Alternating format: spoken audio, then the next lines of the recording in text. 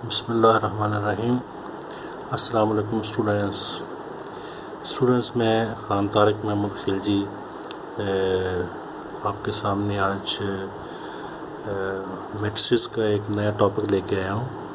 तो पिछली वीडियोज़ में हमने मैट्रिक्स के बारे में कुछ बातें पढ़ी थी और उसमें रो कॉलम्स और ये रो मैट्रिक्स और कॉलम मैट्रिक्स के बारे में पढ़ा था। तो आज हमने रेक्टेंगुलर मैट्रिक्स के बारे में पढ़ना है। ठीक है, ये देखें जी, if m not equal to n then the matrix is called a rectangular matrix of order m cross n। अब जो m है, m मीन होता है रोज़, n मीन्स कॉलम। यानी कि अगर ये ऊपर लिखा है m not equal to n, इसका मतलब ये है कि अगर रोज़ जो हैं वो कॉलम के बराबर ना हो तो ऐसी मैट्रिक्स को हम रेक्टेंगुलर मैट्रिक्स कहेंगे। मिसाल के तौर पर ये आपके पास एग्जांपल है 2 4 5 4 0 -1। तो ये इसका ऑर्डर क्या है, 2 क्रॉस 3 का ऑर्डर है। यानी ये 1 2 2 रोज़ हैं और 3 कॉलम्स हैं, ये देखें। ठीक है, सिमिलरली ये देखें आपके सामने ये वाली जो है, इसमें 1 रो 2 3 4 रोज़ हैं और 3 कॉलम्स हैं। ये देखें, ये 3 कॉलम्स आ गए, तो इसका ऑर्डर क्या आ गया, 4 क्रॉस 3। तो ये जो दोनों हैं ये matrix are called rectangular matrix. ठीक है जी। तो इसमें बात वाज़ेह होगी स्टूडेंट्स कि रेक्टेंगुलर मैट्रिक्स ऐसी है कि जिसकी रोज़ और कॉलम्स आपस में बराबर ना हो जी। इसके बाद हमारे पास आ गई जी स्क्वायर मैट्रिक्स आ गई। If m equal to n then the matrix of order m cross n is called a square matrix.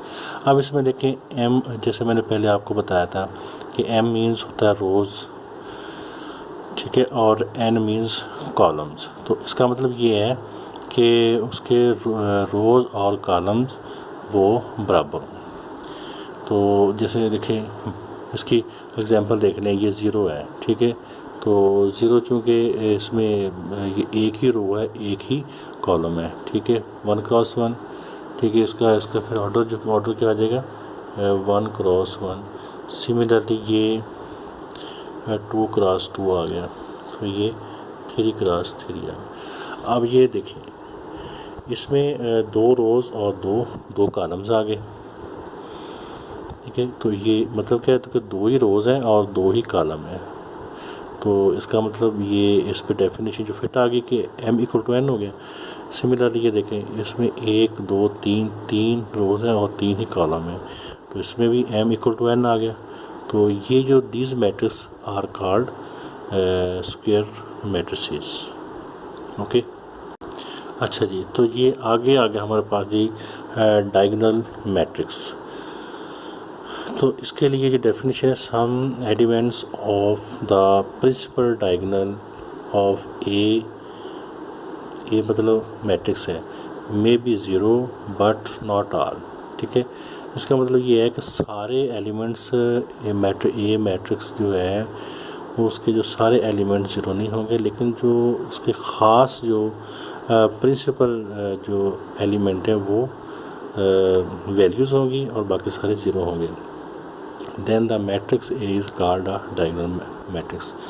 मतलब क्या हो गया, अब ये देखिए कि ये आपके पास 9 है। ठीक है, तो इसमें 1 रो है और 1 ही कॉलम है, तो ये आपके पास डायगोनल मैट्रिक्स होगी, क्योंकि इसमें है ही एक है, तो इसलिए ये डायगोनल हो जाएगी।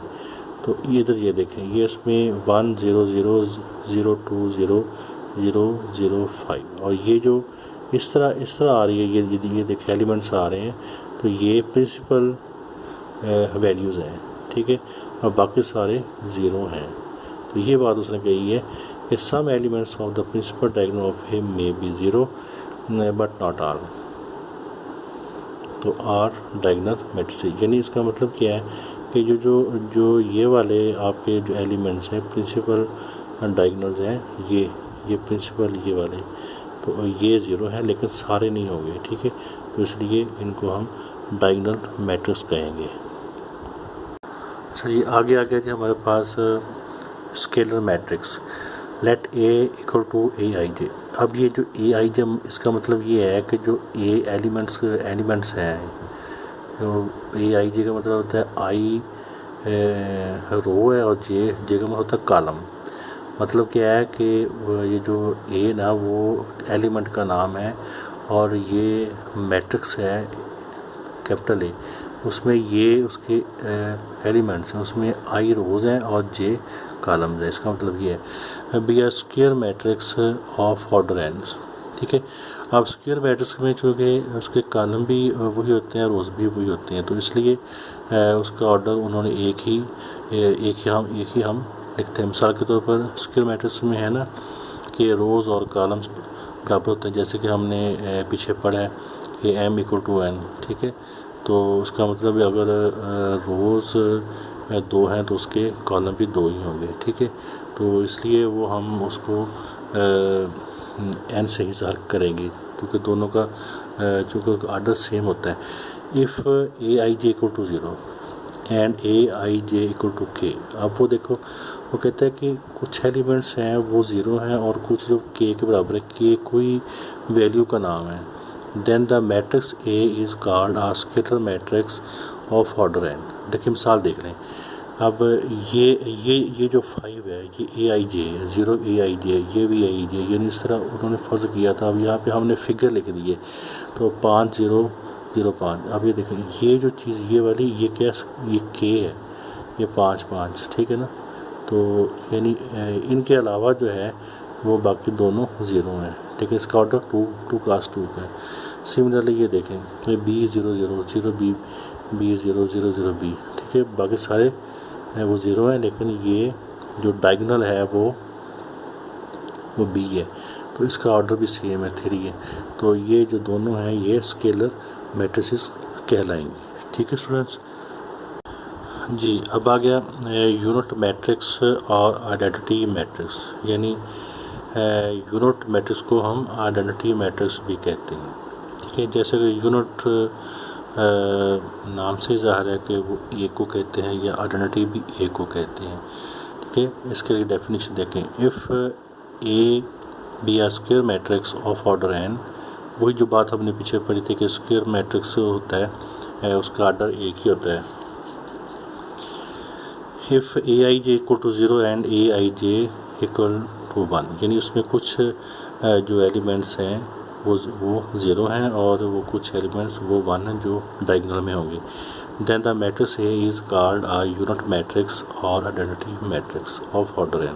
बिल्कुल सिंपल सी बात है। अब ये देख लें कि ये I3 का मतलब ये इसका ऑर्डर है, यानी ये 3 रोज़ और 3 कॉलम्स हैं, ठीक है। और तो उसने वो एक फिगर में ही लिख दिया, ठीक है। तो 1 0 0, अभी ये देखिए डायग्राम में देख रहे हैं ना 1 1 आ रहा है, तो इसका मतलब यूनिट ही, अगर यूनिट है इसका मतलब यूनिट है या आइडेंटिटी है। तो इसको जब एक आ जाए डायग्राम में तो इसको हम आइडेंटिटी मैट्रिक्स कहेंगे। तो the identity of order 3 is denoted by, अगर जितना भी ऑर्डर होगा वो हम यहाँ पे लिखेंगे, ठीक है। अगर 4 है यानी 4 रोज़ और 4 कॉलम्स में, तो हम यहाँ पे I4 लिखेंगे। अब यहाँ पे 3 है, ऑर्डर 3 है, तो हम यहाँ पे 3 हमने लिख दिया।